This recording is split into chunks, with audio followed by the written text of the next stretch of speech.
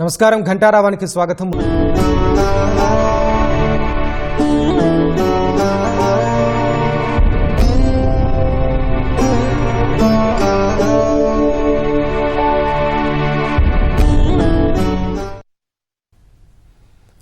కాకినాడ జిల్లా టపాసుల తయారీ కేంద్రంలో జరిగిన పేలుడు 21 మంది ప్రాణాలను ఆహుతి చేసింది. సామర్లకోట మండలం వేట్లపాలెంలోని ఓ బాణసంచా తయారీ కేంద్రంలో మధ్యాహ్నం 2 గంటలకు భారీ పేలుడు జరిగింది. ఈ ఘటనలో 9 మందికి తీవ్ర గాయాలయ్యాయి. ఇంకో 4 స్వల్పంగా గాయపడ్డారు. ప్రమాద సమయంలో బాణసంచా తయారీ పరిశ్రమలో మొత్తం 34 మంది కార్మికులున్నారు.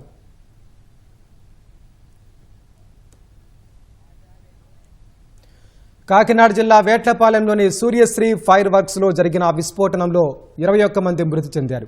వేట్లపాలెం వద్ద పొలాల్లో బాణసంచా తయారు చేస్తున్నారు. అడబాల వీరబాబు కుటుంబ సభ్యులు 1.5 ఎకరం పొలాన్ని చదును చేసి బాణసంచా తయారీ కేంద్రం నిర్వహిస్తున్నారు. వరి పొలాల మధ్య ఎవరూ రాలేని ప్రాంతంలో 6 షెడ్లు వేసి టపాసులు తయారు చేస్తున్నారు. మధ్యాహ్నం 2 గంటల సమయంలో పరిశ్రమలో భారీ పేలుడు జరిగింది. ఈ ప్రమాదంలో 21 మంది ప్రాణాలు కోల్పోయారు. 9 మందికి తీవ్ర గాయాలయ్యాయి. పేలుళ్లు జరిగినప్పుడు భూకంపం వచ్చినంతగా భారీ శబ్దాలు విన్నట్లు స్థానికులు తెలిపారు. ఆ శబ్దాలకు చుట్టుపక్కల గ్రామాల ప్రజలు భయాందోళనకు గురయ్యారు. 5 గ్రామాల పరిధిలో దట్టమైన పొగ అలుముకుంది. దాదాపు 2 గంటల పాటు తీవ్ర స్థాయిలో పేలుళ్లు సంభవించినా చాలాసేపు స్థానికులు కూడా ప్రమాద స్థలానికి చేరుకోలేకపోయారు. దానివల్ల చాలామంది అగ్నికి ఆహుతయ్యారు. పేలుడు తీవ్రతకు శరీర భాగాలు చెల్లాచెదురుగా పడ్డాయి. కొన్ని మృతదేహాలు పూర్తిగా కాలిపోయాయి. 6 షెడ్లు నామరూపాలు లేకుండా పోయాయి.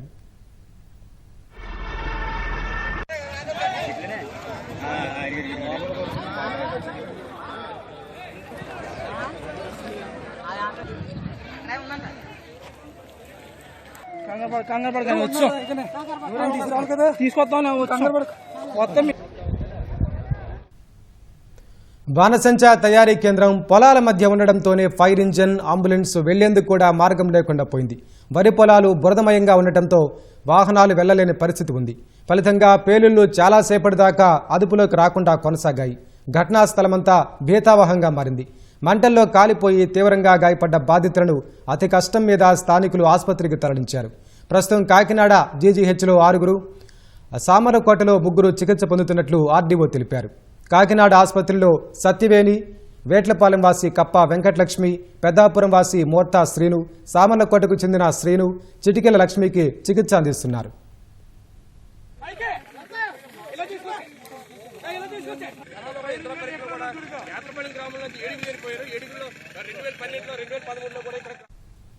పేలుడుకు ముందు భోజనం కోసం కొందరు కార్మికులు బయటికెళ్లడంతో ప్రాణాలు దక్కించుకున్నారు. కాకినాడ కలెక్టర్ షణ్మోహన్, ఎస్పీ బిందు మాధవ్ ఘటనా స్థలానికి చేరుకుని పరిస్థితిని పర్యవేక్షిస్తున్నారు. బాణసంచా పేలుళ్లు జరిగినప్పుడు మంటలు ఆర్పడానికి అక్కడ కొన్ని ఏర్పాట్లు ఉన్నప్పటికీ పరిమితికి మించి బాణసంచా, మందుగుండు సామగ్రి నిల్వ చేసి ఉంటారని పోలీసులు అనుమానిస్తున్నారు.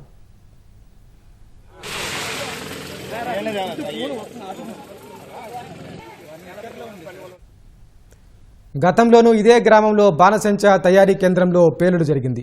అప్పుడు కూడా కొందరు ప్రాణాలు కోల్పోయారు. గత ఏడాది అక్టోబర్ 8న మండపేట మండలం రాయవరంలోనూ పేలుడు జరగ్గా 6 అక్కడికక్కడే చనిపోయారు. చికిత్స పొందుతూ మరికొందరు చనిపోయారు. ఇలాంటి ఘటనలు పునరావృతమవుతున్నా కనీస జాగ్రత్తలు పాటించడంలో వైఫల్యాలు ఎదురవుతున్నాయి. అటు పర్యవేక్షణ కూడా లేకపోవడం వల్ల వరుస ప్రమాదాలు జరుగుతున్నాయన్న విమర్శలు వెల్లువెత్తుతున్నాయి.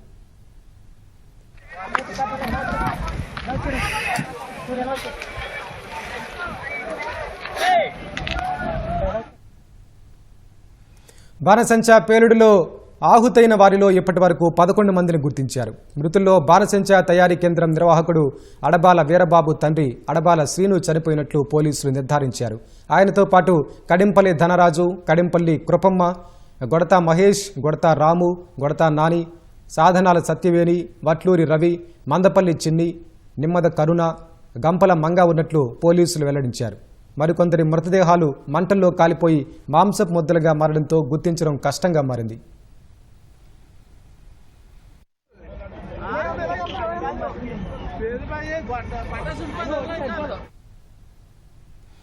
పేలుడు ఘటనతో వేట్లపాలెం, జి మేడపాడుతో పాటు చుట్టుపక్కల గ్రామాలు భయంతో వణికిపోయాయి. భూకంపం వచ్చిందేమో అన్నంతగా ఇళ్లు కదిలాయని గ్రామస్తులు చెబుతున్నారు. పేలుడు ధాటికి ఎగిరిపడిన వస్తువులు తగిలి చాలా ఇళ్లలో అద్దాలు, సీలింగు దెబ్బతిన్నాయి. ఫ్యాన్లు, ఏసీలు, ఫ్రిడ్జ్లు కాలిపోయాయని గ్రామస్తులు వాపోతున్నారు. నివాస ప్రాంతాలకు దగ్గరలో టపాసుల తయారీ కేంద్రాలు లేకుండా చర్యలు చేపట్టాలని కోరుతున్నారు.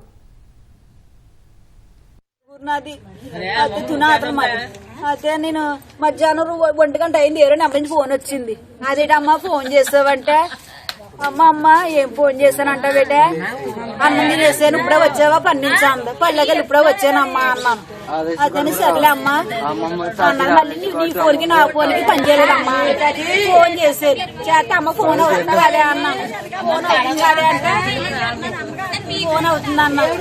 బాబు అమ్మా నీ కొట్లోకి వెళ్ళొద్దాను కదా, ఎందుకు వెళ్ళావా, నేను ఉన్నాను కదా, నీ కొట్లోకి ఎందుకు వెళ్ళావా అని అంతే. ఇంకా ఇంకేం మాట్లాడలేదు. సాయంత్రం మాట్లాడతాను అన్నది అంతే. ఇంకా అమ్మ సాయంత్రం మాట్లాడతాను అయితే ఉంటాను, పని పడేస్తున్నారు అందరూ. అత్యవసరం లేకుండా కూడా పర్మిషన్లు ఇవ్వడం కూడా జరుగుతుందండి. ఈ పర్మిషన్లు అనేవి ఉండకూడదు.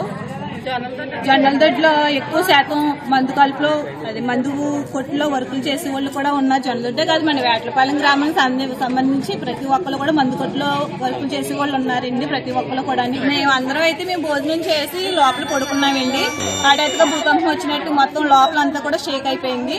దానివల్ల ప్రతి ఒక్కరు ఇల్లు కూడా డ్యామేజ్ అయినాయండి. లోపల సీలింగ్ లో ఆల్టెక్లు పడిపోవడం అనగా గ్లాస్ వర్కులు పడిపోవడం, గ్లాసెస్ మొత్తం అన్ని కూడా పగిలిపోయి రోడ్ల మీదకి వచ్చి బేభత్సం చేసినాయండి. దానివల్ల హఠాత్తుగా జనాలందరూ కూడా బయటకు వచ్చి హఠాత్తుగా భయాందోళనతో బయటకు వస్తారు. మధ్యాహ్నం 2:10 కానీ భోజనం చేసి వంటగదిలోకి వెళ్ళగానే పెద్ద పెద్ద బాంబులాగా సౌండ్లు వచ్చేస్తే మేము చూసుకుంటే పొగలు వచ్చేస్తుంటే మాదే ఏదైనా కాలిపోయిందేమో అనేసి మేము అనుకున్నామండి. ఇలా బయటకు వస్తే పెద్ద పొగ కనిపిస్తుంది. అవన్నీ మా ఇంటి మీద ఈ పై అద్దాలు గట్ట అన్నీ పోనీయండి. మా ఏసీ పోయిందండి, ఫ్రిడ్జ్ పోయిందండి, అన్నీ పోనీయండి. 2 ఫ్యాన్లు కాలిపోయినాయండి. ముందు కాలుకి ఆ పేలుడికండి పేలిపోయే మొదలండి. రాత్రి ఇప్పుడు దాకా మాకు అలాంటి కంప్లైంట్ ఏమీ లేదండి. ఆ సౌండ్ ఒక్కసారిగా రాగానే ఇవన్నీ ఆగిపోయాయండి. చాలా భారీగా వచ్చింది సార్ సౌండ్ అయితేనే. మేము లోన్ నుంచి బయట రావడానికి కాళ్ళు చేతులు వణుకొచ్చేసిందండి. ఇల్లు కూడా ఇలాగ ఊబు అన్నట్టు అయిపోయిందండి. దాన్ని బట్టి మాకు బయటకు రావడానికి కూడా కాళ్ళు చేతులు ఆడలేదండి. గ్యాస్ కుండ కానీ పేలిపోయిందేమో చూసుకుంటే ఇది కాదండి. ఎందుకు బయటకు వద్దాడు పొగలో రైగమ్మేసి ఇలాగే ఉందండి. మరి ఇలాంటి మరి ఊరికి దగ్గరగా ఉంటే మరి చిన్నపిల్లలు పెద్దోళ్ళు హార్ట్ అటాక్ ఉన్న వాళ్ళు గట్రా చనిపోతారు కదండి. ఊరు పక్కనేమో మందు కొట్లు ఉన్నాయండి. ఇప్పుడు పేలిపోతే ఇప్పుడు అనవసరంగా ఎవరు చచ్చిపోయినా ఎవరికి నాకే హార్ట్ ఆగిపోయిందని 10 నిమిషాలు నేనే మసల్లో పోయానండి. అలాంటిది పెద్ద వయసు వాళ్ళు గట్రా ఉన్నారు కదండి. ఊరికి దగ్గరగా పెట్టే మరి ఒకసారి ఆలోచించి చెప్పండి. మరి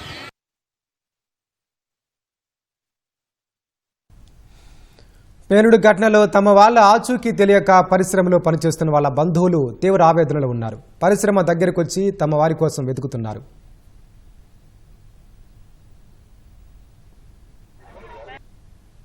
మా అమ్మగారండి 44 అలా ఉంటాయండి. ఎప్పుడు వస్తుంటారు ఇక్కడికి? వస్తారండి.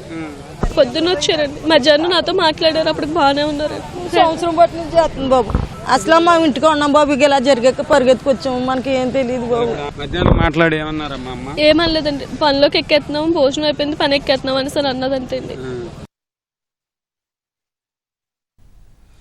బాణసంచా కేంద్రంలో పేలుడు ధాటికి వేట్లపాలెం గ్రామం భీతిల్లింది. భూకంపం వచ్చిందేమోనని ఒక్కసారిగా ప్రజలు ఇళ్ల నుంచి బయటకు పరుగులు తీశారు. దీపావళి సమయంలోనూ ఎంత పెద్ద ఎత్తున బాణసంచా తయారు చేయలేదని స్థానికులు చెబుతున్నారు. గతంలో ఓసారి ప్రమాదం జరిగినా లైసెన్స్ ఎలా కొనసాగించారంటూ ప్రశ్నిస్తున్నారు.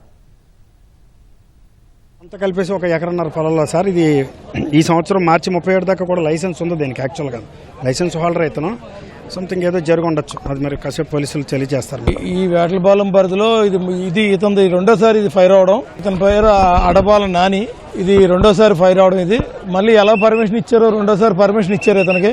ఇవాళ 40-50 మందిని చంపే స్టేజ్కి వెళ్ళిపోడు. ఇంత పెద్ద ఎత్తున మందు తయారవడం అన్నది దీపావళిలో కూడా మా ఊర్లో లేదు. ఇది ఈయన ఏదో కంపెనీస్కి అది హైదరాబాద్ ఇవన్నీ సప్లై చేస్తా ఇంత భారీ ఎత్తున మందుగుండు తయారు చేస్తున్నాడని మాకు సమాచారం. ఇంతమంది పనిచేయడం కూడా మాకు దీపావళి టైంలో కూడా ఎప్పుడు కూడా ఇంతమంది పనిచేయలేదు. ఇంత భారీగా ఈ ఊర్లో ఎప్పుడు జరగలేదు. ఊళ్ళో ప్రతి వ్యక్తి కూడా ఇంట్లోంచి వచ్చి భూకంపం వచ్చిందని ఇంట్లోంచి పరిగెట్టుకు వచ్చి బయటకు వచ్చేసారు. మా ఊరు పరిస్థితి కూడా ఏంటో అర్థం కావట్లేదు. ఇంత భయంకరమైన ఇది జరిగింది. బాణసంచా తయారీ కేంద్రంలో పేలుడు జరిగిన ప్రాంతాన్ని ముఖ్యమంత్రి చంద్రబాబు పరిశీలించారు. విజయనగరం నుంచి హెలికాప్టర్లో సామర్లకోటకు వచ్చిన ఆయన అక్కడి నుంచి తన కాన్వాయ్లో ఘటనాస్థలానికి చేరుకున్నారు.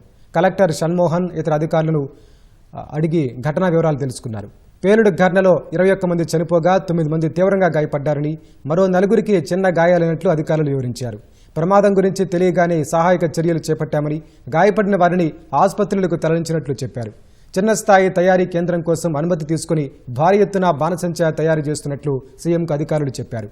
ఘటనా స్థలంలో పరిశీలన పూర్తయ్యాక సీఎం కాకినాడకు వెళ్లారు. అక్కడ ఆసుపత్రిలో చికిత్స పొందుతున్న క్షతగాత్రులను పరామర్శించనున్నారు.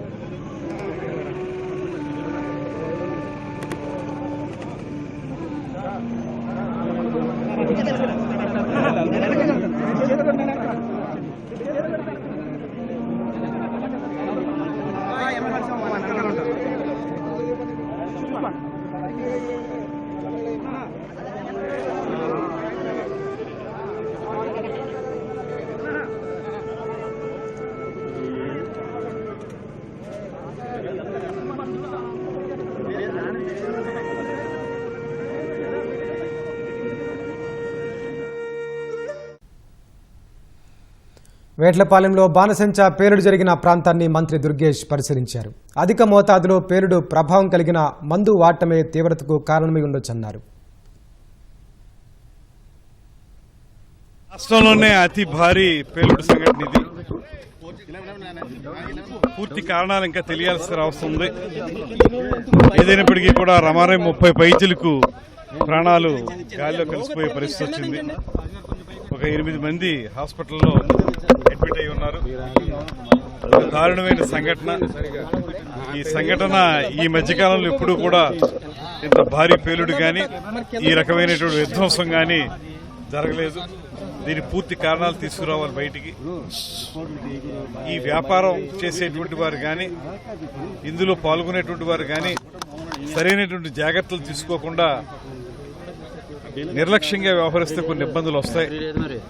ఆ వ్యాపారం చేసేవాళ్లు కూడా దాని మీద పూర్తిగా శ్రద్ధాశక్తులతోటి మనుషులు ప్రాణాలకు ఇబ్బంది కలగకుండా చూడాల్సిన బాధ్యత వారికి ఉంది. అది కొంత లోపించిందేమో అనిపిస్తుంది.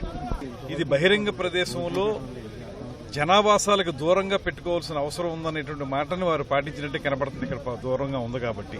కాకపోతే అక్కడ ఏదైనా ఇప్పుడు బాగా పేలటానికి లేకపోతే బాగా విస్ఫోటనం చెందడానికి వీలుగా ఎక్కువ మోతాదులో మందు వాడుతున్నారేమో అటువంటిది కూడా ఒక ఆలోచన అనిపిస్తూ ఉంది. గతానికి ఇప్పుడు చూస్తే ఇప్పుడు ఈ మందుగుండు సామాన్లో కూడా విపరీతమైనటువంటి మార్పులు వచ్చేసాయి.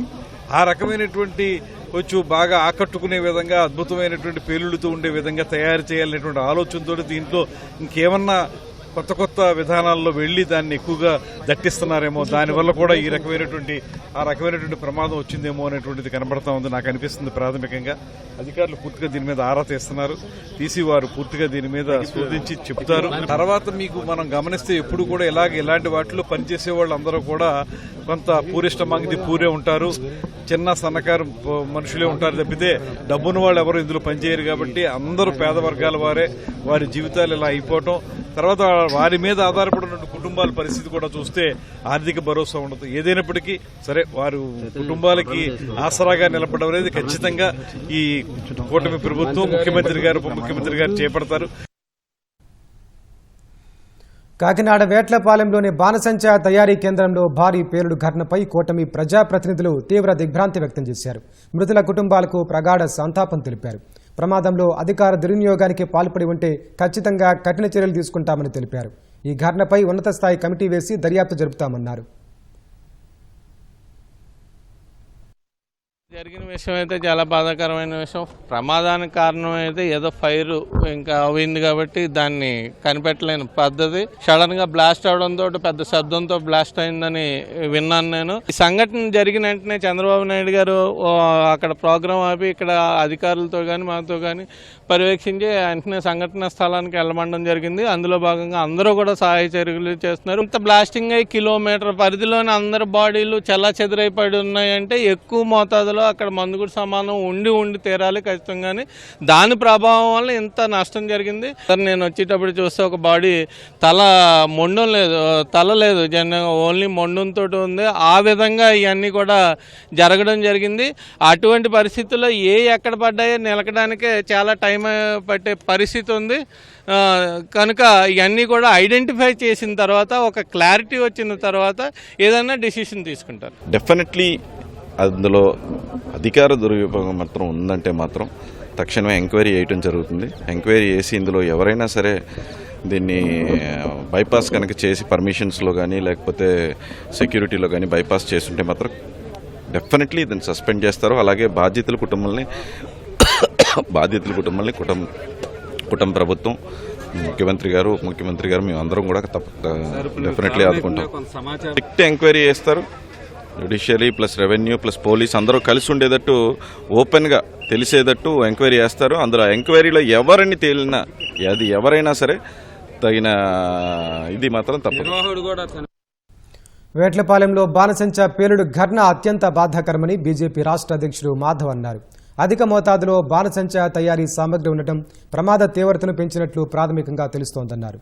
మృతుల కుటుంబ సభ్యులు క్షతగాత్రులను ఆదుకుంటామని హామీ ఇచ్చారు. ఎరుగని రీతిలో అత్యంత హృదయ విదారకమైన దృశ్యం ఇది. మొత్తం ఫ్యాక్టరీ మొత్తం కూడా తునాతునకలైపోయింది. మోతాదుకు మించి ఏదైతే అనేక రకాల పదార్థాలు ఉన్నాయో వాటిని తీసుకురావటం, పేలుడు పదార్థాలు 1 కేజీ 2 కేజీలు మించి నిల్వ ఉంచడానికి అవకాశం లేదు. ఆ విధంగా అక్రమంగా తీసుకొచ్చాడా, లేకపోతే వాళ్ళకి పర్మిషన్ ఉందా, ఆ పర్మిషన్ ఏ విధంగా ఉంది, అందరూ వాళ్ళకి ఏ ఆర్డర్ వచ్చింది, దీపావళి ఎప్పుడో ఉంది, ఇప్పుడున్న ఆర్డర్ ఏమిటి, ఇవన్నీ కూడా తప్పనిసరిగా తెలియాలి. కానీ దురదృష్టం ఏంటంటే ఎవరైతే పని చేస్తున్నారో వాళ్ళు పనిచేసే రెగ్యులర్ కార్మికులా, లేకపోతే కాంట్రాక్టర్లు, లేదా పని మీద తీసుకొచ్చిన డైలీ వేజ్ ఎంప్లాయీసా, సో అది కూడా తెలియాల్సిన అవసరం ఉంది. నిండు ప్రాణాలు పోవటం ఏదైతుందో నిజంగానే చాలా దురదృష్టకరం. ఆ కుటుంబాలన్నిటికీ కూడా సానుభూతి తెలియజేస్తూ వాళ్ళకి ప్రగాఢ సంతాపం తెలియజేస్తున్నాం. భారతీయ జనతా పార్టీ తరఫున వాళ్ళందరినీ తప్పనిసరిగా ఆదుకుంటాం. ఇటువంటి కార్యక్రమం ఏ ప్రాంతంలో ఎక్కడ జరుగుతున్నా వాటిపైన తప్పనిసరిగా నిఘా పెంచడం, ఏ నిలువైతే ఉండాలో దానికన్నా ఎక్కువ మోతాదు ఉంటే వాళ్ళని తప్పనిసరిగా శిక్షించడం, అలాగే ఫైర్ సేఫ్టీ మెజర్స్ ముఖ్యంగా ఇక్కడ చూస్తే ఆ విధంగా ఉన్నాయనిపించలేదు. నిజంగా వాటికి టర్మ్ కంప్లీట్ అయిందా లేదా, వాటికి సంబంధించిన ఎక్స్ప్లోజివ్ లైసెన్స్లు ఏమున్నాయి, వాటన్నిటి కూడా తప్పనిసరిగా విచారణ జరగాలి. కేవలం ఇదని కాదు, రాష్ట్ర వ్యాప్తంగా ఇటువంటి అధికార అనధికారిగా ఏవైతే బాణాసంచా తయారు చేసే కేంద్రాలపైన తప్పనిసరిగా పెద్ద ఎత్తున వాటిపైన మనం నిఘా పెట్టి వాటిపైన విచారణ చేయాలి. వాటికి లైసెన్స్ సంబంధించిన అంశాలు కూడా పరిశీలించాలి. ఆ విధంగా చేయాలని చెప్పి మేము కోరుకుంటాం. బాణసంచా కేంద్రాల్లో పనిచేసేటువంటి ఎక్కువగా మహిళా కార్మికులు ఎక్కువ ఉన్నారు. సో వాళ్ళకి బీమా కావాలని ఎప్పటి నుంచి అడుగుతున్నప్పటికీ పట్టించుకోవట్లేదు అనేది వాళ్ళ నినాదం ఎప్పటి నుంచో ఉంది. తప్పనిసరిగా ఇప్పుడు అన్ఆర్గనైజ్ సెక్టర్ సంబంధించిన, అలాగే ఆర్గనైజ్ సెక్టర్ వీళ్ళ ఇక్కడ ఫ్యాక్టరీ యాక్ట్ లో ఇది ఉంటే కంపల్సరీ అందరికి కూడా మినిమం వేజ్ ఇవ్వాలి. వాళ్ళకి సంబంధించిన ఏదైతే ఇన్సూరెన్స్ ఉందో ఆ accidental insurance plus health insurance 2 కూడా ఇవ్వాలి. ఆ విధంగా దేశవ్యాప్తంగా ప్రతి అన్ఆర్గనైజ్డ్ ఎంప్లాయీకి చేయాలి అని చెప్పి అనేక రకాల స్కీమ్లు వచ్చాయి. చాలా తక్కువ ధరతో అవన్నీ చేయాల్సిన అవసరం ఉంది. తప్పనిసరిగా వాటిని స్ట్రిక్ట్గా ఇంప్లిమెంట్ చేయాల్సిన అవసరం ఉంది. ఎవరైతే ఇటువంటి ప్రమాదకర ఏవైతే వస్తువుల్ని వాళ్ళు తయారు చేస్తున్నారో వాళ్ళకి మరింత రక్షణ కల్పించాల్సిన అవసరం ఉంది.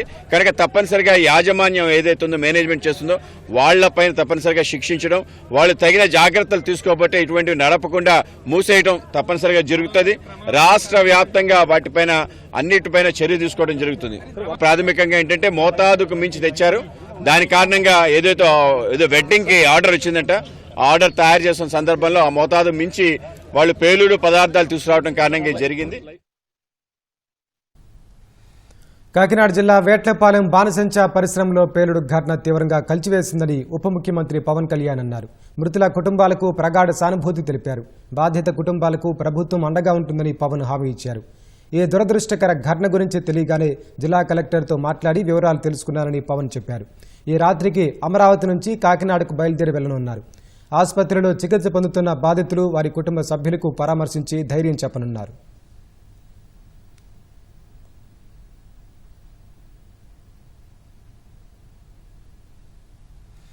వేట్లపాలెం పేలుడు సమాచారం తెలిసి తీవ్ర దిగ్భ్రాంతికి గురైనట్లు మంత్రి లోకేష్ తెలిపారు. 21 మంది మృత్యువాత పట్టం మాటలకు అందని విషాదమన్నారు. మృతులకు నివాళులర్పిస్తూ ఎక్స్లో పోస్టు పెట్టారు. మృతుల కుటుంబాలను కూటమి ప్రభుత్వం ఆదుకుంటుందని భరోసా ఇచ్చారు.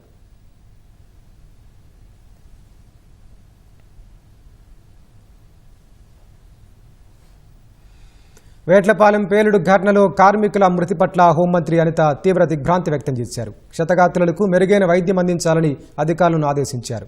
ప్రమాద విషయం తెలిసిన వెంటనే విజయనగరం జిల్లా చీపురుపల్లి నుంచి హుటాహుటిన వేట్లపాలెం పేలుడు ఘటనా ప్రాంతానికి అనిత బయలుదేరారు. కాకినాడ జిల్లా కలెక్టర్ ఎస్పీతో ఎప్పటికప్పుడు ఫోన్లో మాట్లాడి పరిస్థితులపై ఆరా తీశారు.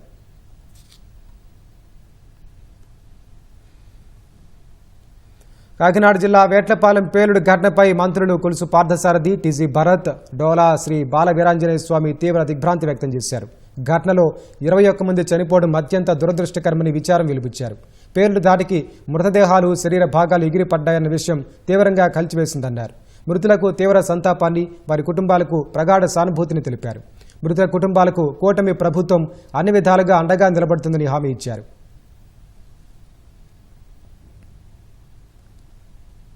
అణు ఒప్పందంపై చర్చల్లో పురోగతి లేని క్రమంలో ఇరాన్ వ్యాప్తంగా అమెరికా, ఇజ్రాయెల్ భీకర దాడులు జరిపాయి. ఇరాన్ ప్రభుత్వాన్ని కూల్చడమే లక్ష్యంగా బాంబుల వర్షం కురిపించాయి.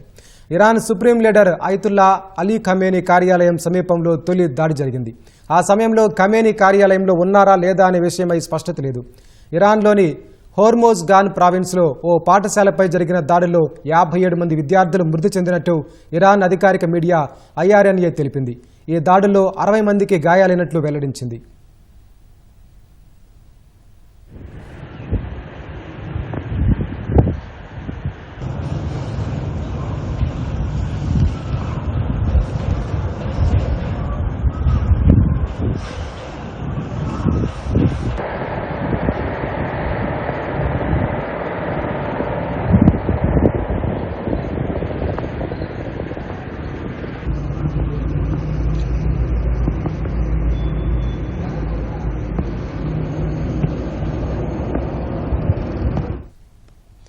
ఇరాన్పై అమెరికా, ఇజ్రాయెల్ కలిసి పెద్ద ఎత్తున బాంబులతో విరుచుకుపడ్డాయి.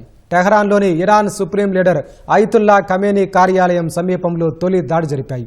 అనంతరం ఇరాన్ వ్యాప్తంగా బాంబుల వర్షం కురిపించాయి. ఇరాన్ అధ్యక్షుడు మసౌద్ పెజెష్కియాన్ నివాసం, నిఘా ప్రధాన కార్యాలయం లక్ష్యంగా దాడులు జరిగాయి. బాంబు దాడులతో ఆయా ప్రాంతాల్లో పెద్ద ఎత్తున పొగలు అలుముకున్నాయి. అమెరికా, ఇజ్రాయెల్ దాడులతో ఖమేనీ కార్యాలయానికి దారితీసే రోడ్లను మూసివేశారు. ఈ దాడుల నేపథ్యంలో ఇరాన్ తమ గగనతలాన్ని మూసివేయడంతో పాటు మొబైల్ సేవలను నిలిపేసింది. టెహరాన్ అంతటా పేలుళ్ల శబ్దాలు వినిపించడంతో పైలట్లకు హెచ్చరిక చేసింది. ఇరాక్, ఖతార్లు కూడా తమ గగనతలాన్ని మూసివేశాయి.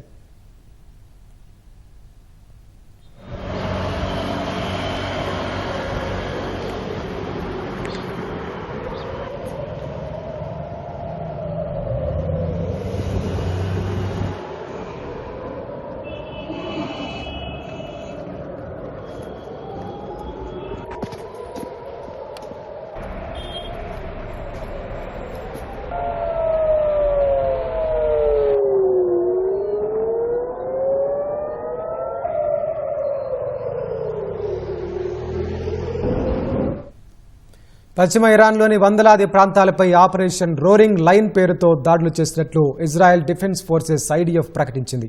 ఇందుకు సంబంధించిన దృశ్యాలను సైతం విడుదల చేసింది. ఇరాన్పై దాడులు చేసిన వెంటనే ఇజ్రాయెల్ వ్యాప్తంగా సైరన్లు మోగాయి. బాంబు షెల్టర్లకు సమీపంలో ఉండాలని ఐడిఎఫ్ హోమ్ ఫ్రంట్ కమాండ్ ప్రజలకు సూచించాయి. తాజా పరిస్థితుల దృష్ట్యా అందుబాటులో ఉన్న సురక్షిత ప్రదేశాల్లో తలదాచుకోవాలని, అనవసర ప్రయాణాలు మానుకోవాలని అధికారులు సూచించారు.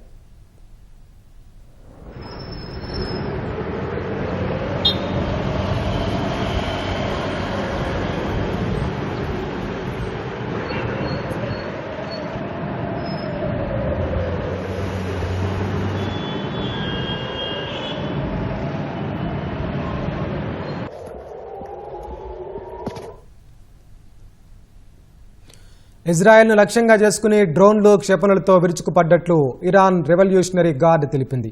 మధ్యప్రాచ్యంలో విస్తరించి ఉన్న అమెరికన్ సైనిక స్థావరాలే లక్ష్యంగా దాడులు చేస్తున్నట్లు ప్రకటించింది.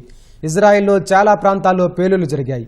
గిలియట్ నిఘా స్థావరం, యుద్ధశాఖ ప్రధాన కార్యాలయం, ఇజ్రాయెల్ జనరల్ స్టాఫ్ కమాండ్ను లక్ష్యంగా చేసుకుని ఇరాన్ దాడులకు యత్నిస్తోంది. తమ వైపు దూసుకొస్తున్న క్షిపణులు, డ్రోన్లను అడ్డుకునేందుకు ఇజ్రాయెల్ గగనతల వ్యవస్థ ఐరన్ డోమ్ క్రియాశీలమైంది. ఆసుపత్రులన్నింటినీ ఇజ్రాయెల్ భూగర్భ సొరంగాలకు తరలించింది. ఇప్పటి వరకు అక్కడ ఆస్తులు, ప్రాణ నష్టానికి సంబంధించి సమాచారం వెలువడలేదు. ఇజ్రాయెల్ అమెరికా దాడులకు ప్రతిస్పందన తీవ్రంగా ఉంటుందని ఇరాన్ స్పష్టం చేసింది. మాతృభూమి రక్షణకు, శత్రువుల సైనిక దాడులను ఎదుర్కొనేందుకు సమయం ఆసన్నమైందని ఇరాన్ విదేశాంగ మంత్రి అబ్బాస్ అరాక్చీ తెలిపారు. తమ అగ్ర రాజకీయ నాయకులు, సైనిక ఉన్నతాధికారులు అంతా సురక్షితంగా ఉన్నారని ఇరాన్ సైనిక వర్గాలు తెలిపాయి.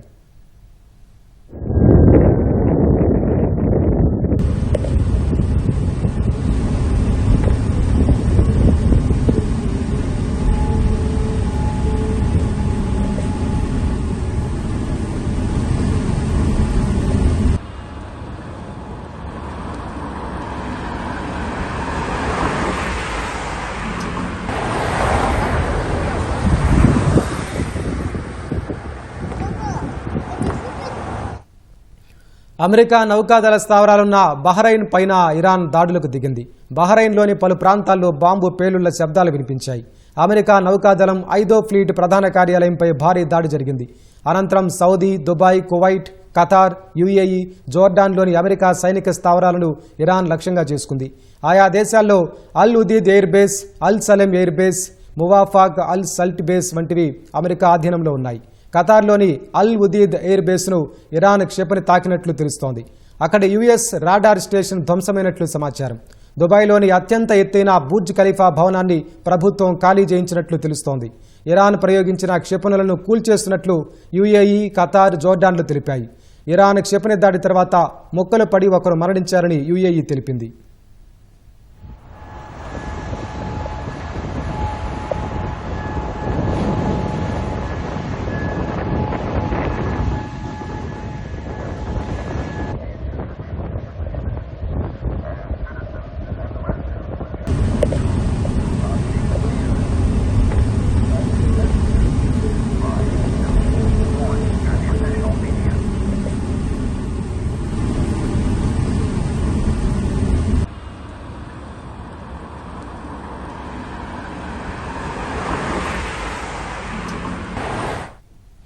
ఇరాన్ తమపై దాడులకు దిగడాన్ని సౌదీ, ఖతార్, యుఏఈతో పాటు ఆయా దేశాలు తీవ్రంగా ఖండించాయి.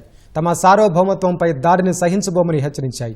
ఇరాన్ దాడులను ఎదుర్కొంటున్న ఇతర దేశాలకు పూర్తిగా మద్దతిస్తున్నామని సౌదీ తెలిపింది.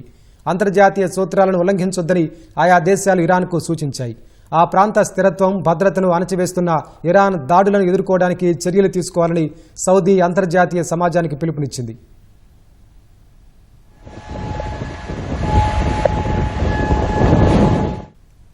ఖతార్, యుఏఈ, సౌదీ సహా మధ్యప్రాచ్యంలోని స్థావరాలున్న అన్ని దేశాల్లోని అమెరికా ఎంబసీలు అత్యవసర అడ్వైజరీ జారీ చేశాయి. అమెరికన్ సిబ్బందితో పాటు ఇతర అమెరికా పౌరులను షెల్టర్లలోకి వెళ్లిపోవాలని సూచించాయి.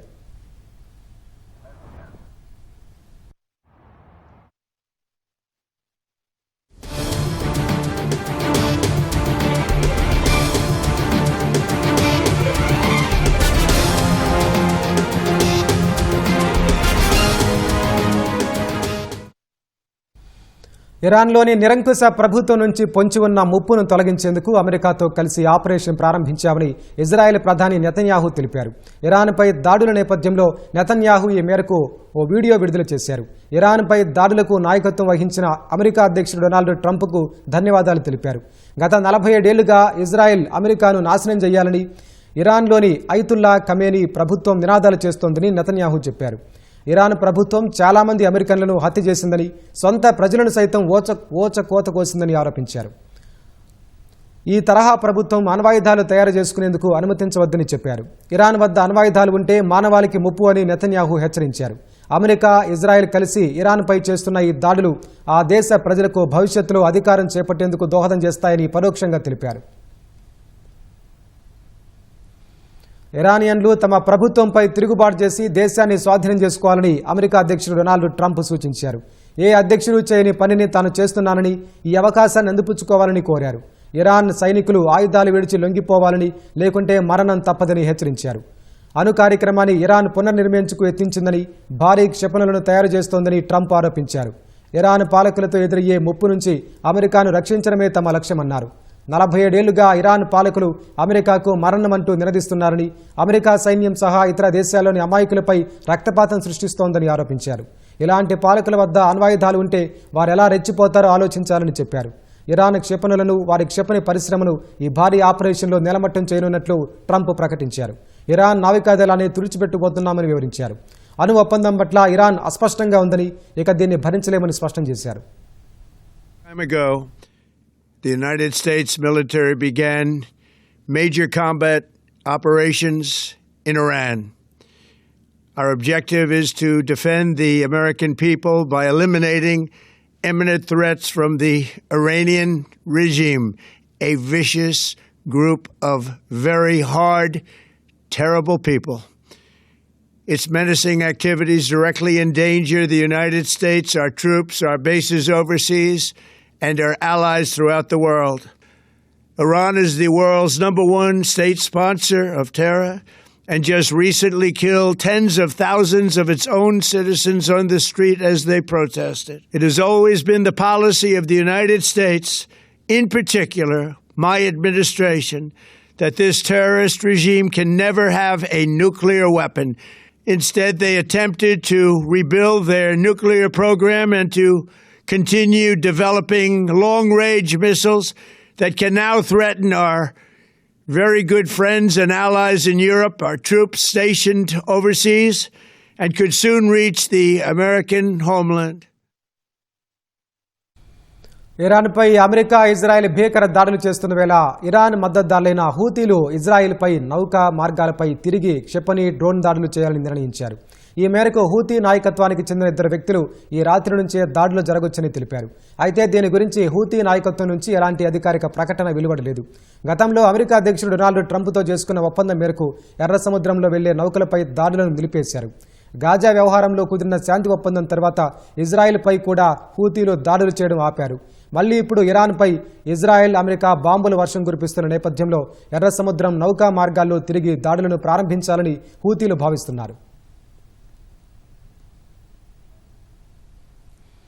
దాడుల నేపథ్యంలో ఇజ్రాయెల్, ఇరాన్లోని భారతీయులంతా అప్రమత్తంగా ఉండాలని కేంద్రం సూచించింది. సురక్షిత ప్రాంతాల్లో తలదాచుకోవాలని, అత్యవసరమైతే తప్ప బయటకు రావద్దని పేర్కొంది.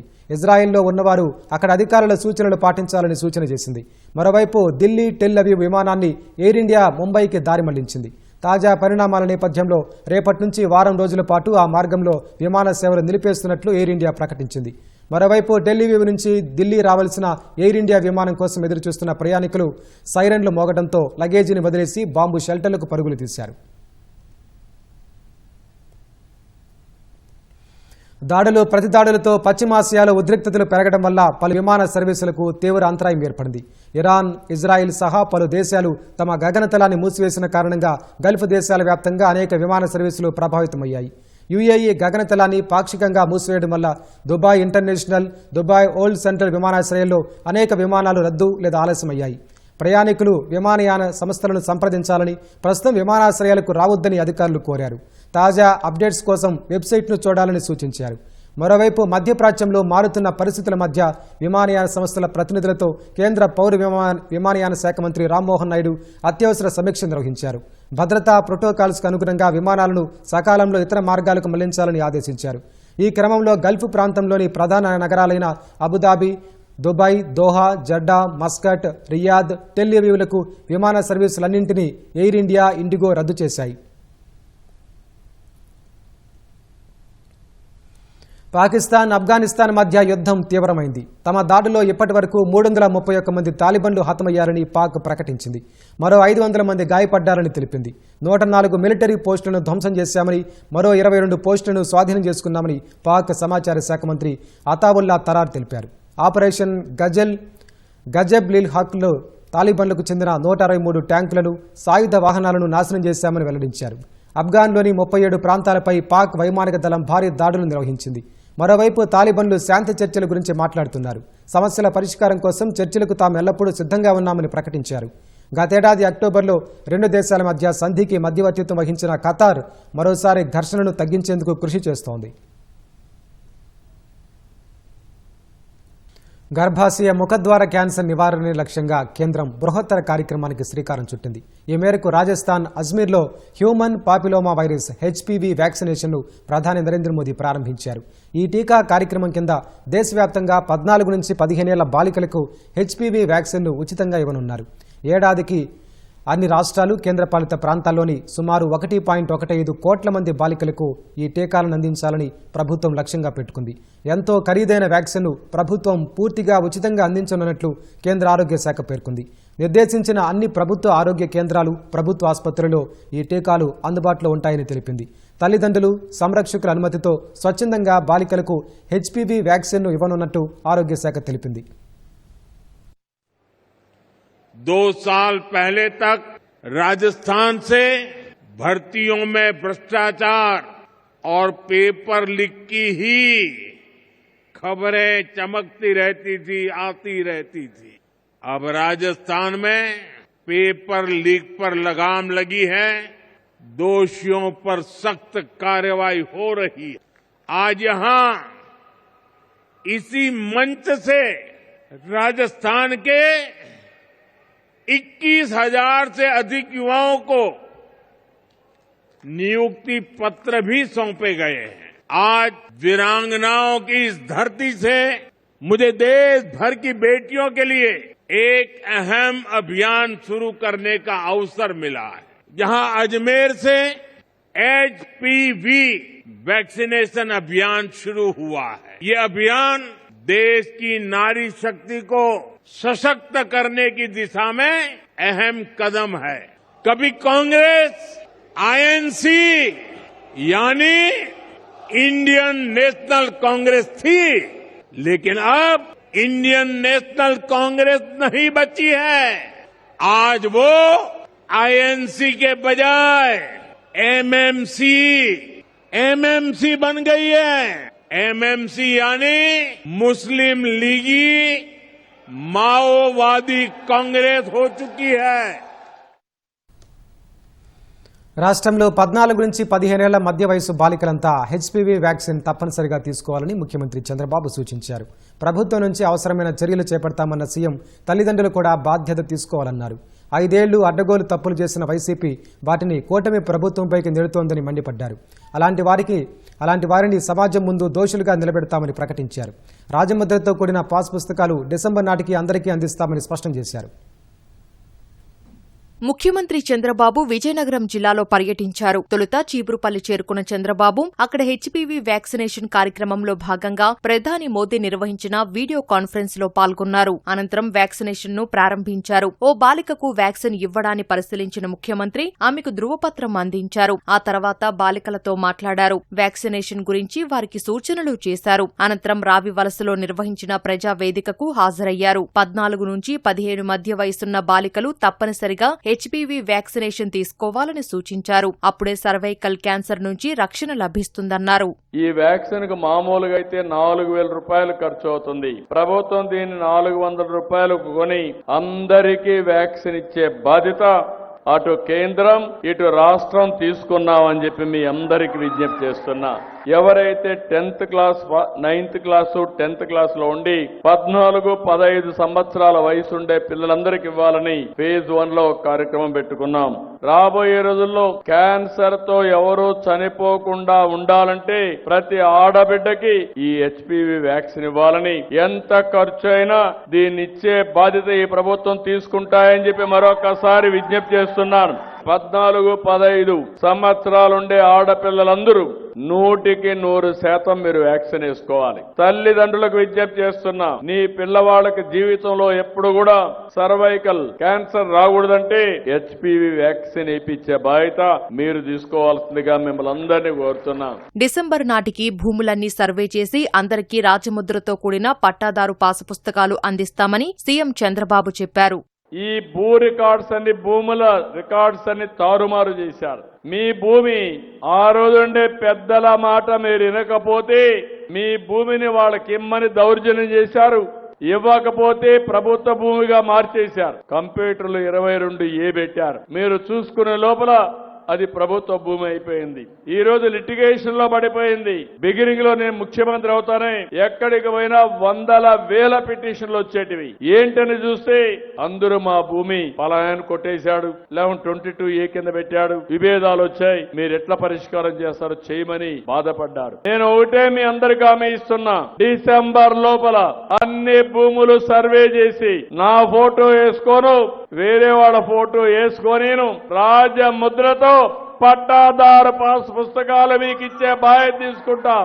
ఆడబిడ్డల జోలికొచ్చిన వాళ్లకు అదే చివరి రోజు అవుతుందని మరోసారి చంద్రబాబు హెచ్చరించారు. డ్రగ్స్, గంజాయి మత్తులో అసాంఘిక కార్యక్రమాలకు పాల్పడితే వదిలిపెట్టేది లేదని తేల్చి చెప్పారు. దేవుడికి ద్రోహం చేసిన వైసీపీ నాయకుల్ని క్షమిస్తే మరింత రెచ్చిపోతారన్న సీఎం వాళ్లను ప్రజల ముందు దోషిగా నిలబెడతామని స్పష్టం చేశారు. కానీ 1924లో ఒక కుట్రపూరితమైన రాజకీయం చేశారు. దేవుని ప్రతిష్ట, దేవుని యొక్క పవిత్రత దెబ్బతీయడానికి ప్రయత్నం చేసి ఈరోజు సిబిఐ ఎంక్వైరీ చేస్తే కెమికల్స్ తో నెయ్యి తయారు చేసి దేవునికి నైవేద్యం పెట్టామంటే ఎంత దుర్మార్గం మీరే ఆలోచించాలి. అలాంటి వాళ్ళు రాజకీయాల్లో ఉంటే ఎలాంటి సమస్యలు వస్తాయో మనం గుర్తుపెట్టుకోవాల్సిన అవసరం ఉంది. నేను ఎప్పుడు కూడా ఏ వ్యక్తిని కూడా తప్పు పట్టను, తప్పు చేసిన వాడిని వదిలిపెట్టను. కడాన మనకు తప్పు చేయడమే కాకుండా దేవుడికి కూడా అన్యాయం చేసే పరిస్థితి వస్తే, దేవునికి కూడా ద్రోహం చేసే పరిస్థితి వస్తే ఇలాంటి వారిని వదిలిపెట్టొచ్చునా అని మిమ్మల్ని అడుగుతున్నా. మీరు గుర్తుపెట్టుకోవాల్సిన అవసరం ఉంది. మన దేవుడు నేను బజార్లోకి లాగాలనుకోలేదు, కావాలని అలాంటి దేవుణ్ణి కూడా బజార్లోకి లాగి చేసిన తప్పును వేరే వాళ్ళ పైన వేసి తప్పించుకోవాలని ప్రయత్నం చేసినప్పుడు అలాంటి దొంగల్ని ప్రజల ముందర నిలబెట్టే బాధ్యత కూడా మనం తీసుకోకపోతే ఇలాంటి వాళ్ళు యథేచ్ఛగా తప్పించుకునే పరిస్థితి వస్తుంది. అనంతరం పైలపేటలో రొంగల ఎల్లయ్య అనే లబ్ధిదారు ఇంటికి వెళ్లి సీఎం పింఛన్ అందించారు. కుటుంబ ఆర్థిక పరిస్థితి, సంతానం, వృత్తిపై ఆరా తీశారు. ఇల్లు కట్టించి ఇవ్వాలన్న ఎల్లయ్య దంపతుల వినతికి సానుకూలంగా స్పందించారు. ఇంటి బాధ్యతను కలెక్టర్ రామసుందర్ రెడ్డికి అప్పగించారు.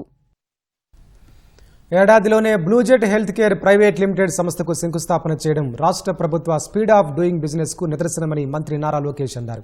అనకాపల్లి జిల్లా రాంబిల్లి మండలం సేతపాలెంలో సంస్థకు మంత్రి లోకేష్ భూమి పూజ చేశారు. ఫార్మాస్యూటికల్, ఇంటర్మీడియట్, కాంట్రాక్ట్ డెవలప్మెంట్ తయారీ యూనిట్ను బ్లూజెట్ ఏర్పాటు చేయనుంది. ఇందుకోసం ప్రభుత్వం రాంబిల్లి మండలం సేతపాలెం వద్ద సెజ్లో 102 ఎకరాలు కేటాయించింది. ఎకరా 40 లక్షల చొప్పున భూములివ్వడంతో పాటు అదనపు ప్రోత్సాహకాలు మంజూరు చేసింది.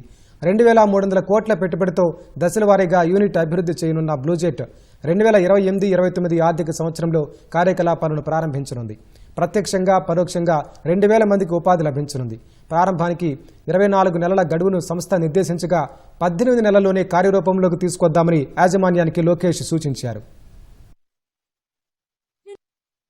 Wherever I go, I give 3 clear reasons why you should consider Andhra Pradesh not as your next destination but as your home. The first is speed of doing business. Blue Jet is a testimony to it. We had a conversation exactly 12 months back. It was an idea and we are here today breaking ground. And this is not a project in isolation. If you look at it, once we shake hands on the way forward, it no longer is your project, it becomes our project. State plays a very important role in ensuring that it actually gets executed. We look at investors as partners and not as outsiders. And that is a commitment with which we are here in the state of Andhra Pradesh are able to deliver on the speed of doing business. Second is, of course, a proven track record of our leadership.